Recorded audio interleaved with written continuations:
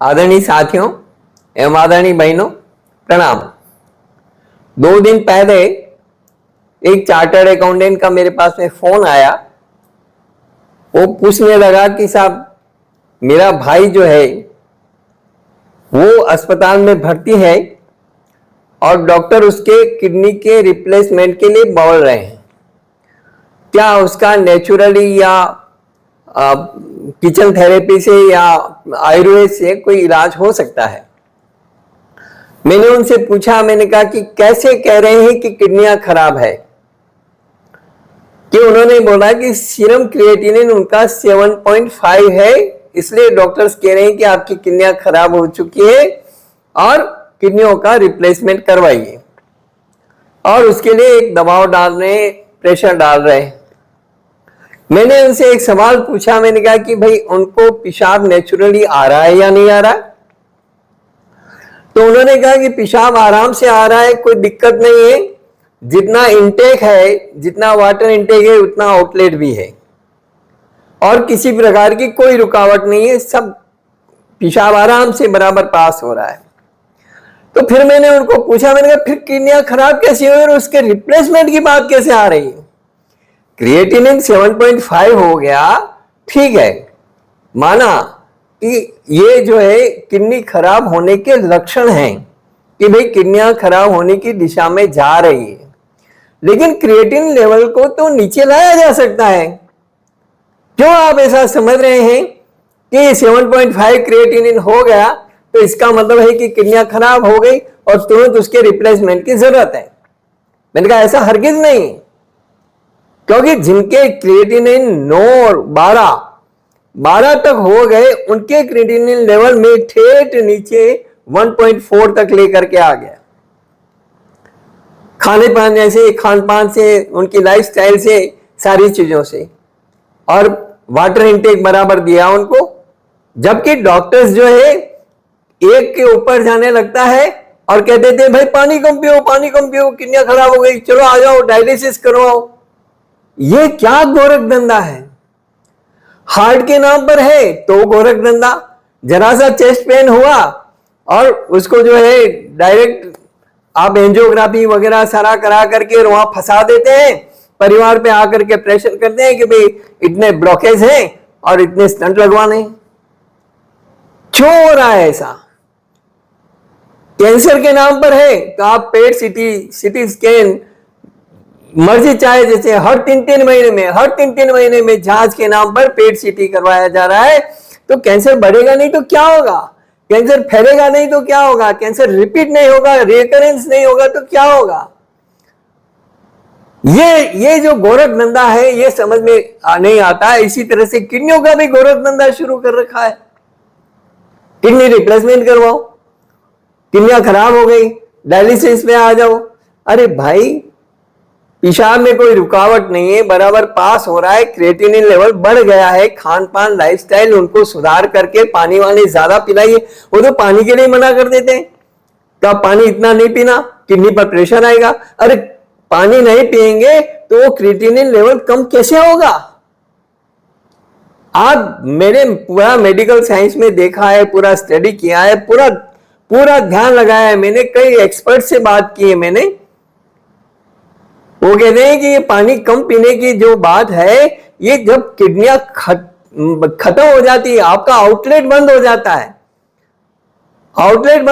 है, या बिल्कुल न के बराबर बाथरूम आ रहा है, आपको पेशाब न के बराबर आ रहा है, जितना आपका इंटेक है उतना आउटलेट नहीं है, तब फिर जो है कहा जाता है कि भाई अब पानी अभी कम पीना, और ये डायलिसिस वगैरह हो करके और सारी चीजें, सारा एक प्रोसेस होता है और उसके बाद में किडनी रिप्लेसमेंट की परिस्थिति होती है, तो उसके बाद में किडनी रिप्लेसमेंट होता है। ये तो सामान्य बात है। लेकिन उनका क्रिएटिनिन लेवल किसी का 1 से ऊपर आ गया, 2 आ गया, तब भी आप जो है उसका पानी पीना बंद कर देते हो। ये क्या है? ये पूरा का पूरा एक गोरख धंधा है। इसे हर आदमी को समझना चाहिए। पेशाब एक, और बात है कि क्रिएटिनिन 1 से ऊपर जाते जो है, डॉक्टर ये कहते हैं ये गलत है। किडनी बदलवाने का राग अलापने लगते हैं, ये गलत है। किसी भी व्यक्ति के ब्लड और यूरिन में पाए जाने वाला वेस्ट मटेरियल उसको है क्रिएटिनिन कहते हैं। क्रिएटिनिन क्या है इसको समझ लीजिए। दरअसल में किडनी क्रिएटिनिन को ब्लड से निकलती है, किडनी जो है क्रिएटिनिन को ब्लड से निकालती है और वेस्ट प्रोडक्ट को यूरिन के माध्यम से शरीर से बाहर निकालने में सहायता करती है। तो वो वेस्ट मटेरियल है, क्रिएटिनिन जो है वो वेस्ट मटेरियल है जिसको ब्लड से निकाल करके किडनी प्योरीफाई करके और उसको वेस्ट मटेरियल को बाहर निकालती है, वो क्रिएटिनिन है आपका। तो ये जब क्रिएटिनिन बढ़ जाता है तो इसका मतलब है कि किडनियों को नुकसान पहुंचने की स्थिति आ रही है। तो उसको क्रिएटिनिन लेवल को कैसे कम किया जाए। सीरम क्रिएटिनिन का बड़ा लेवल बताता है कि किडनियां खराब होने की स्टेज में आ रही है। रक्त में क्रिएटिनिन का सामान्य स्तर महिलाओं में 0.6 से 1.2 mg/dl होता है और पुरुषों में 0.9 से 1.4 mg/dl होता है। अब यह है कि किडनियां खराब कब होती है, इसको समझ लीजिए, इस गणित को समझ लीजिए। यदि आप पानी कम पिएंगे तो आपकी किडनियां खराब हो सकती है।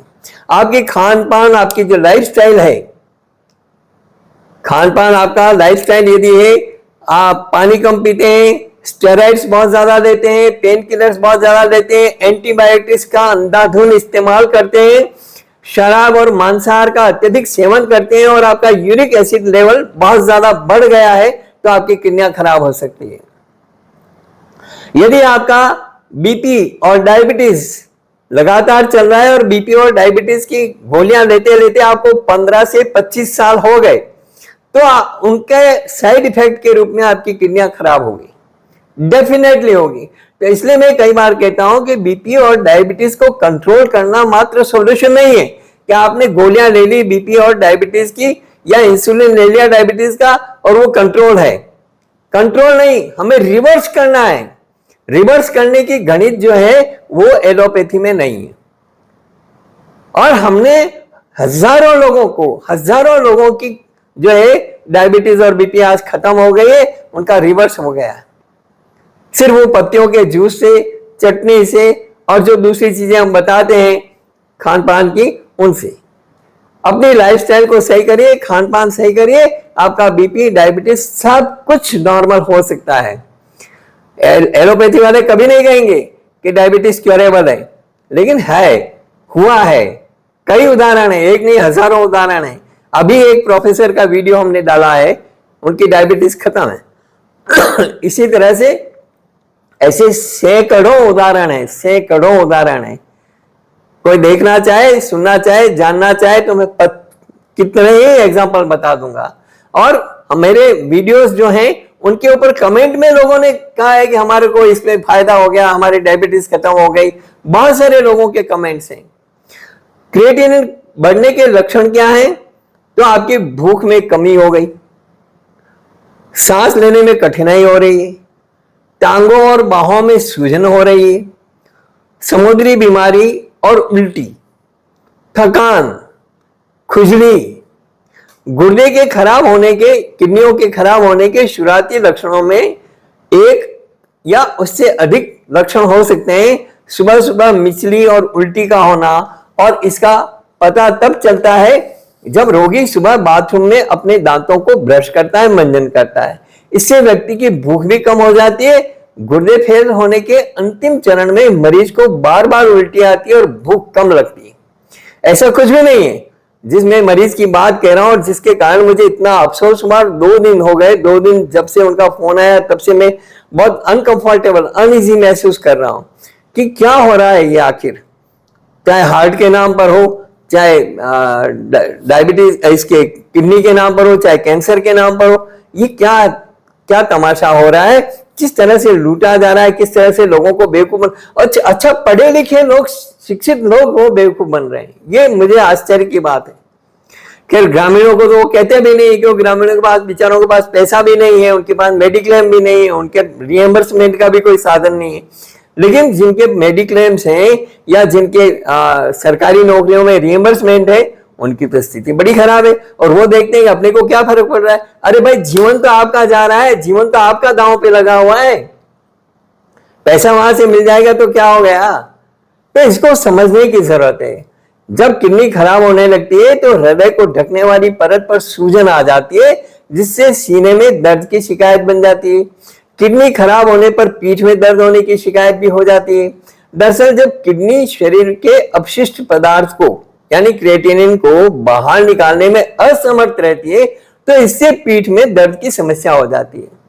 महिलाओं के लिए 1.2 से अधिक और पुरुषों के लिए 1.4 से अधिक का क्रिएटिनिन स्तर एक शुरुआती संकेत हो सकता है, लेकिन इसका मतलब यह नहीं कि उस समय में गुर्दे खराब हो गए, गुर्दे ठीक से काम नहीं कर पा रहे और उनका फंक्शन बराबर नहीं हो पा रहा है। इसका मतलब है कि क्रिएटिनिन बढ़ रहा है। जैसे जैसे गुर्दे की बीमारी बढ़ती है, क्रिएटिनिन लेवल बढ़ता है, रक्त में क्रिएटिनिन का स्तर बढ़ जाता है, क्योंकि वो रक्त से बाहर नहीं निकलता है, कम नहीं होता है, तो फिर उनको दिक्कत आती है। और ये जो है सिलसिला, इसको कम किया जा सकता है, आराम से निपटाया जा सकता है। पुरुषों की तुलना में महिलाओं में अक्सर क्रिएटिनिन का स्तर कम होता है। ऐसा इसलिए है क्योंकि महिलाओं में अक्सर पुरुषों की तुलना में कम मांसपेशियां होती है।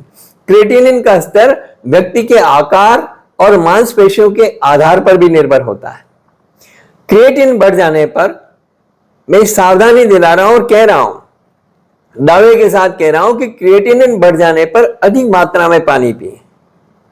जब तक आपकी किडनियां काम कर रही है, पेशाब बराबर आ रहा है, नेचुरली आ रहा है, तब तक आप एकांत रूप से ऐसा नहीं माने कि आपकी किडनियां खराब हो चुकी है।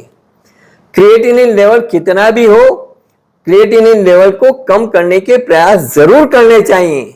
डायरेक्ट डायलिसिस पे जाने के बजाय क्रिएटिनिन लेवल को कम करने का प्रयास करना चाहिए और इसके लिए पानी ज्यादा मात्रा में पिए। कम से कम जो मैंने बता रखा है फॉर्मूला, उतना पानी तो पिए ही पिए, क्योंकि लोग तो उतना पानी जो नॉर्मल पानी पीना चाहिए उतना भी नहीं पीते हैं। पानी के कंजूस हैं, पानी के चोर हैं। पेशाब आएगा बार बार, इसलिए पानी कम पीते हैं। यार तेरे की थोड़ा तो समझो ना, थोड़ा कुछ अपने शरीर के लिए, अपने स्वास्थ्य के लिए क्या कुछ भी सोचने के लिए तैयार नहीं? क्या बुद्धि को बिल्कुल लकवा मार गया है? आपने वजन तो बढ़ा लिया, शरीर बढ़ा लिया, बड़े हो गए, और पानी जो है आप 1 लीटर 2 लीटर। अरे भाई, आपका वजन 70 किलो है तो आपको 5 लीटर लिक्विड इनटेक, जिसमें चाय, दूध, नारियल पानी वगैरह जो भी आप पीते हैं, सिकंजी वगैरह सब काउंटेड है। कम से कम 70 किलो 72 किलो या उसके ऊपर है तो कम से कम 5 लीटर लिक्विड इनटेक जरूरी है। इसको समझने की कोशिश करिए और इस आधार पर अपनी गणित लगाइए। जितना आपका वजन है उससे 2 लीटर कम, मतलब वो 0 हटा दीजिए। जैसे 80 किलो है तो 8 माइनस 2 यानी 6 लीटर। तो इस तरह के आप थोड़ा सा गणित, लगभग अप्रोक्सीमेट है ये, लेकिन इतना पानी, इतना लिक्विड इनटेक जरूरी है। तो ये क्रिएटिनिन बढ़े तो आप लिक्विड इनटेक बढ़ाइए, खान पान में सुधार करिए, अपनी लाइफ स्टाइल में सुधार करिए। इससे आपका शरीर हाइड्रेट रहेगा, जिससे शरीर में पानी की कमी नहीं होगी। शरीर में क्रिएटिनिन की मात्रा बढ़ जाए तो नमक और प्रोटीन वाली चीजों को बंद कर दीजिए, बिल्कुल लिमिटेड, बिल्कुल लिमिटेड।